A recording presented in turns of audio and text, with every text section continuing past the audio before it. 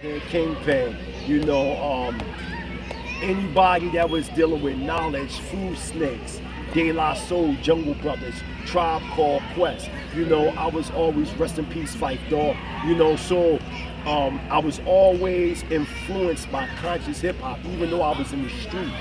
I was influenced by that.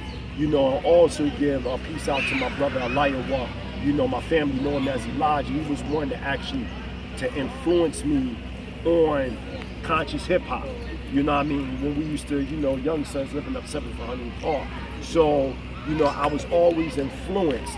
And that was, you know, when I was young, I was in a group called Two's Enough. And then Two's Enough wound up becoming Poetic Alliance. And at that time, my rap partner was known as Big Shell. Today, y'all may know him as Shelliano. And if y'all ever heard of Shelliano, he's the one that did a lot of smackdowns with Reed Dollars and different people like that. So Shelliano, he's a known, respected, he was on 106 and Park. You know, he's a well-respected MC. You know, that was my rap partner. I used to hang with people like Mars, which is Master Law, Rude Savior, Bahamadia. I've done works with Soul and Cosmic Abstracts. I've been in Philly Street Buzz. I did opening shows with Onyx,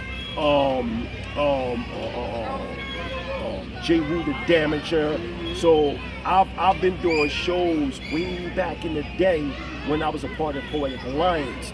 And a lot of people don't even know I done did stuff with the Funk Family, Hieroglyphics when they came to Philadelphia at the Trocadero. I opened up. They probably don't even remember. You know, Jonathan, he's actually a part, if I'm not mistaken, the Amin Rod Squad with brother Uncle Ket and all them, Sinjetti and Ngozi and all them.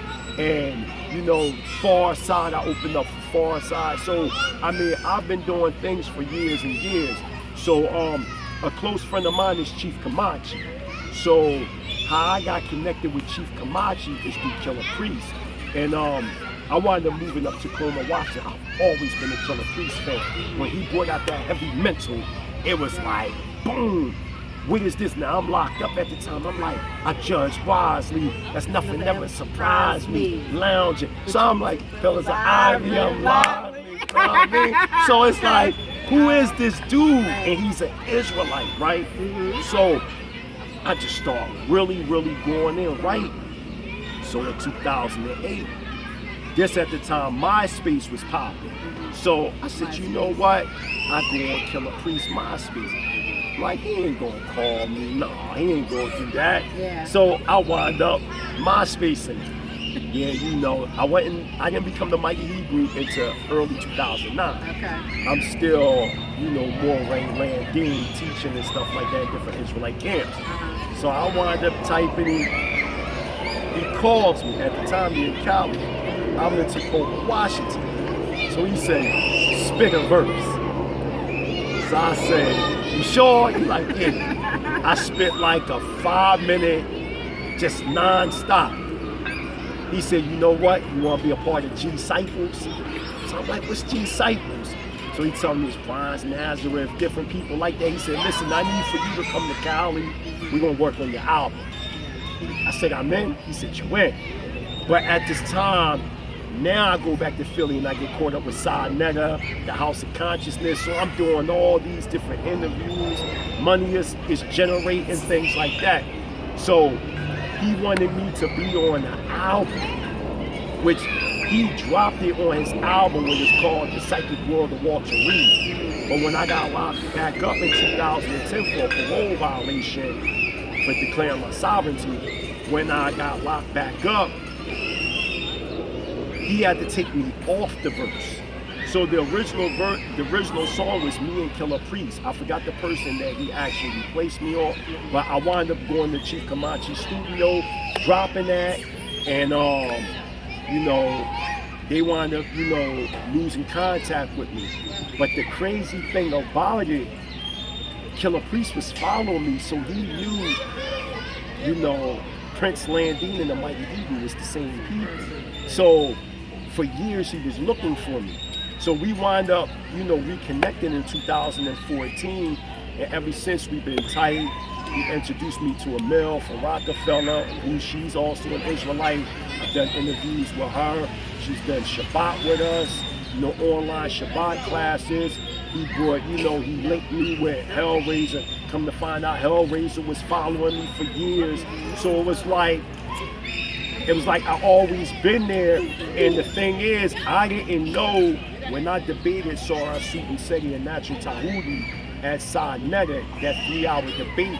I didn't know that actually caused a change in Israel. And I became an urban legend because once I got locked up, I disappeared. So when my brother Prince or Nasi Yashavel debated Seti and Bibi, one of the statements he said, yeah, and the Mighty Hebrew stuff y'all put up there and y'all took it down. Somebody in the audience like, yeah, the Mighty Hebrew, because he smashed you. That was in 2013, right before I came home. So once I came home, I went to Black and Nobel Books. Peace out to Brother Hakeem. You were my prayers, good brother. You know what I'm talking about. So I wound up going to Black and Nobel. Like, yo, Mighty Hebrew, what's up, man? Like, yo, man, you a legend. Like, man, what you talking about? I ain't no legend. You tripping. He like, huh? Legend. No, I'm like, what? Man, get out of here. You crazy. He like, call Sinetta. So he give me the number. I call Sinetta. And he like, yo, Mighty Hebrew, boom, boom, you got to come down. Boom. And I didn't know the impact. So that's when I did the Mighty Hebrew is back with him, and ever since I just been great. And if you watch the Mighty Hebrew is back, you see my Isha on the Mighty Hebrew. Remember when I brought her over? Yeah. Well, that's Your mom is calling. Okay, so we're going to wrap up a little bit, but I have a good question here for you. What is your best advice that you can give to brothers and sisters that are newly awakened, newly coming into knowing who they are, their true identity? The best advice I can give you is to contact the Mighty Hebrews. Get involved in the Mighty Hebrew University. Get involved with those that objective is unification. You do not want to involve yourself with people that have alter egos and they want to separate. I'm not saying that there isn't anything wrong with separation, but at this dispensation of time, right now, it's like C and B, New Jack City, we all we got. We gotta stick together. And any differences we have, we could do it in-house, just like, back in the day when we was coming up, we were people that didn't put our business out there. So-called black folks and Spanish and Native Americans, we didn't put our business out there. So we got to get back to that mind state.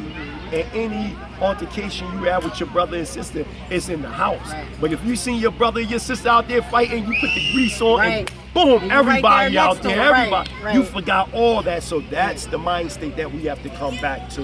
And I just say to the family that when you get into this culture, do it with love and sincerity, and just remember where you used to be at before you got into the culture. And that right there will cause you to appreciate those that may not know as much as you. Hallelujah. Okay, so I want you to go ahead and give your website. Okay. You can go to www.themightyhebrew.com. Start enrolling now. The Mighty Hebrew University are going to be teaching on the college level. It's August 24th, 2016. Also go to www.yahwillgather.us to understand more about our governmental developments and governmental documents as we come together as a sovereign nation. Also go to Global Media Inc. if you want to see anything dealing with us. Also, you can go also to Chrome Razor. Yeah, I got to give Hellraiser. Give his digital. Absolutely. Music Inc. Absolutely. Yeah, I mean, give a shout out to Hellraiser. That's Wings my up, brother. Hellraiser. Wings Up. Also this Friday, June 17th, I'll be in the house, so y'all know. So y'all won't say he violating the Shabbat. This is not no violation of the Shabbat. I'll be there with conscious Hebrew Israelite brothers, representing true hip hop and the love of Israel. This Friday night, you're gonna have Hellraiser there. You're gonna have Teller B, myself, Killah Priest, Judah Priest, Spado, Gilly the Kid, Smith and Wesson, guns. It's gonna be beautiful. So everybody come out. It's gonna be up 16th and Cecil B. Moore, 9 o'clock. $15 to get in the door for those that want to, do that on their own. But for us, we doing it for free because we Israelites. We can't violate the Shabbat. And I just send love out to everybody in Israel. Shalom and shalom aleichem. Shalom.